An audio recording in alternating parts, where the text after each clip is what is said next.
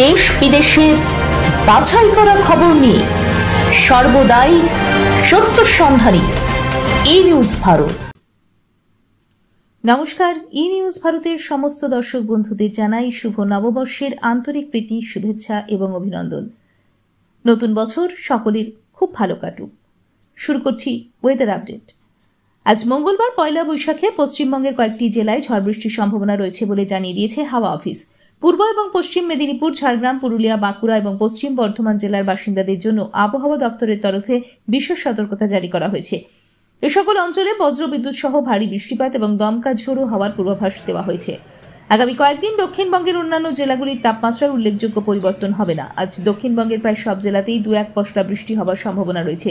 30 থেকে 40 কিলোমিটার পর্যন্ত গতিবেগে দমকা ঝোড়ো হাওয়া বইতে পারে। এরপরেও বিক্ষিপ্তভাবে বৃষ্টি চলবে দক্ষিণবঙ্গে, তবে তার প্রভাব অনেকটা কমবে বৃহস্পতিবার।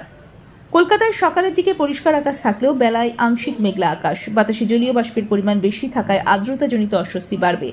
আজ কলকাতা ও তার পার্শ্ববর্তী অঞ্চলে দিনের সর্বোচ্চ তাপমাত্রা 33 ডিগ্রি সেলসিয়াস, সর্বনিম্ন 26 ডিগ্রি সেলসিয়াস।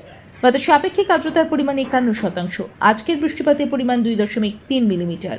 ব্যুরো রিপোর্ট, ই নিউজ ভারত।